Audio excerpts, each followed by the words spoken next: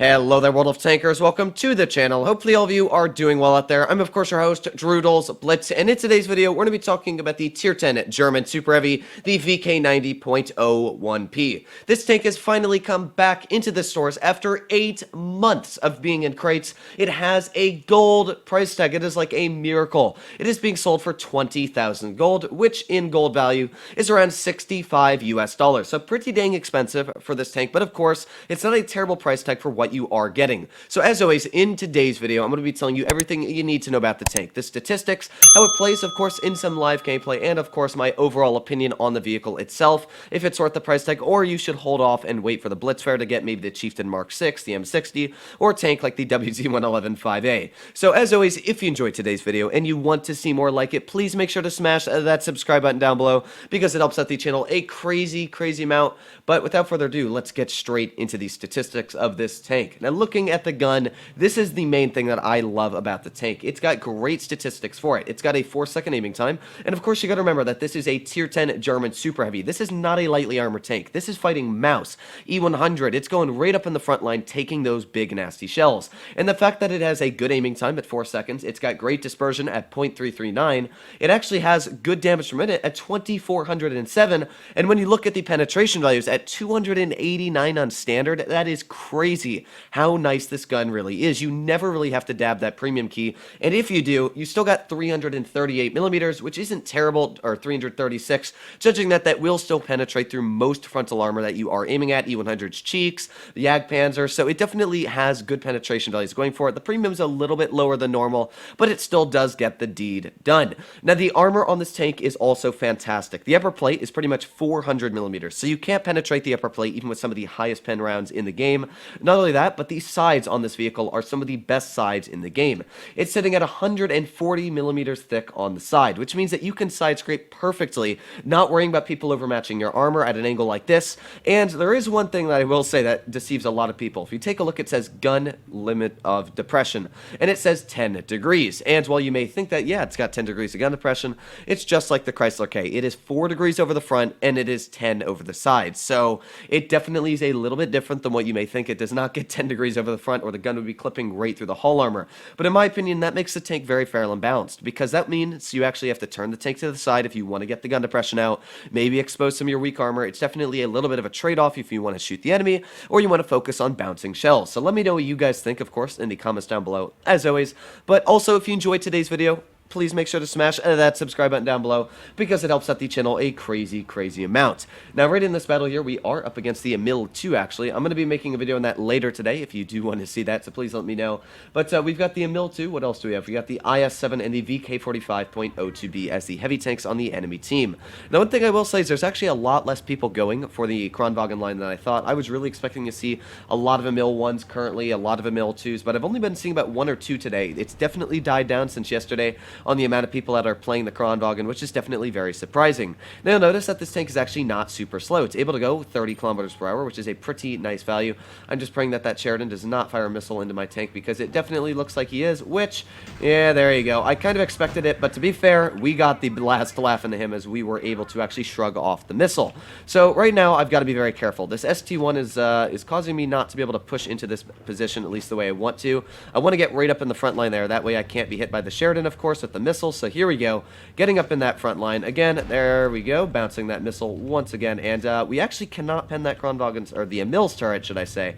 I always get them confused, but let's at least know we cannot overmatch the side armor either. So that is one thing that's actually really surprising, is how thick the turret is on that tank. But as I've said, the penetration on this vehicle is not the best.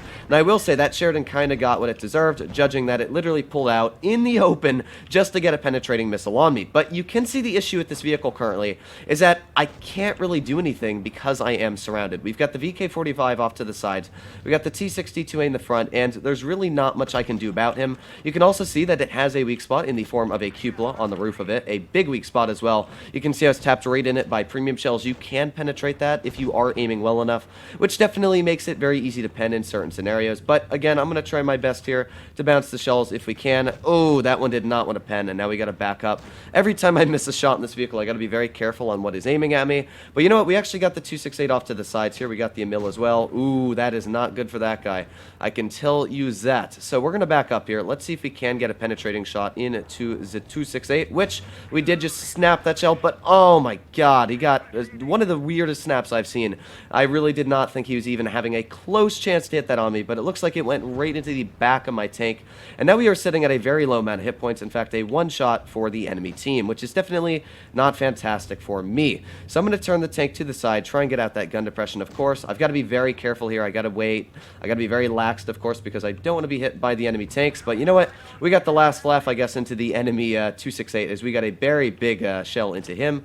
The only issue right now is we got that IS-7 off to the side, and that guy can easily one-shot us. So this is actually a perfect game to show the great things and as well the bad things about the VK. It's got good armor, but it also has its big fair share of weaknesses. Like the armor on the sides is terrible. The armor on the side of the turret as well is not great, and it definitely comes with big drawbacks like that. So here we go, side of that IS-7. Let's get a nice big slap right up in there. We're still doing a good job, still holding at around 2,700 damage pulled out now. Again, that Sheridan is still alive, and that's actually one of the biggest threats to this tank, honestly, is the enemy Sheridans. They are such a pain when you're trying to deal with them because, of course, they've just got missiles. They slap you with them, and it hurts quite a bit. But you know what? Oh, that was going to be the 3,000 damage marker, but it looks like we're not going to be breaking 3,000 that easily yet. We're going to drive up here and see if we can finish off the enemy Sheridan, because if we can, of course, that will be a nice little 3,000 damage for us there, and boom, thank you very much for the hit points.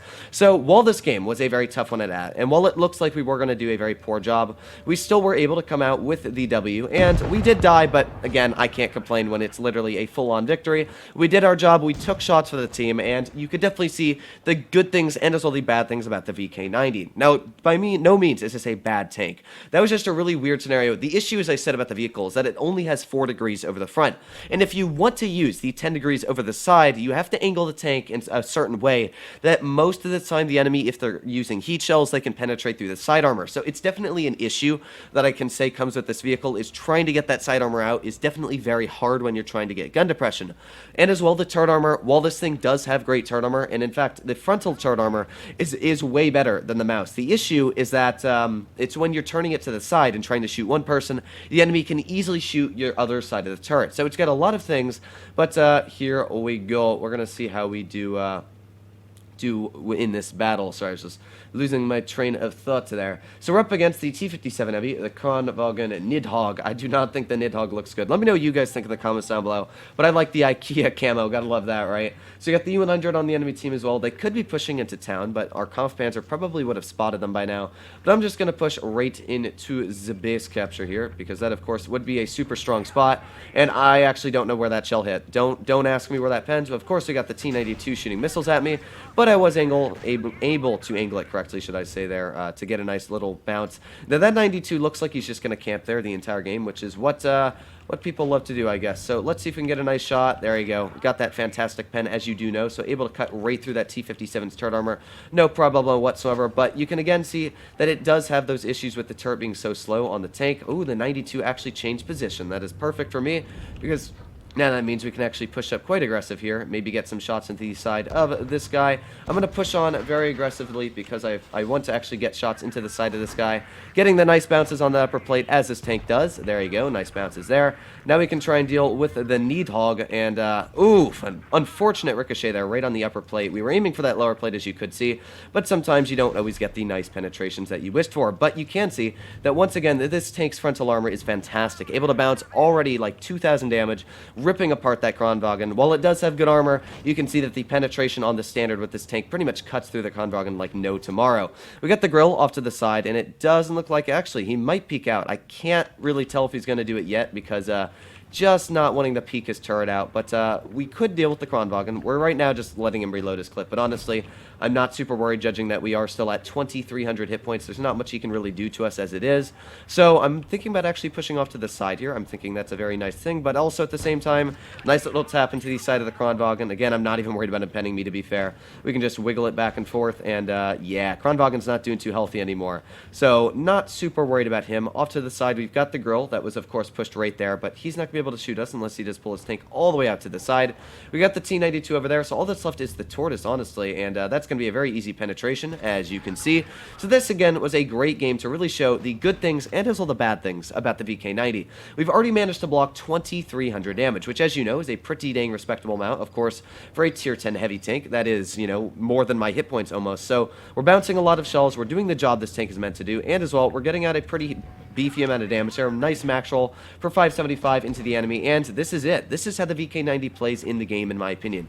It just does a great job of bouncing shells, and let's get that. Ooh, I thought we were going to get that finishing shell in, but again, we did do a great job doing everything this tank is meant to do in this battle here, using the gun depression, hiding that lower plate. The honestly only weak spot on the front of this vehicle is that lower plate. It has no weak spot on the upper plate.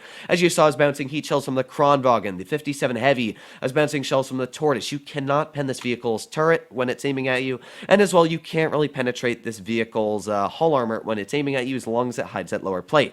Now, the cupola is a weak spot, as you saw the 62 in that first game pen me, but it's not a terrible weak spot. It's about 330 millimeters thick, but as you know, a 62 running calibrated just has enough to get through that. So it was aiming at the top of it, but it's still a very hard penetration if you ever are aiming at it. It is a very hard pen.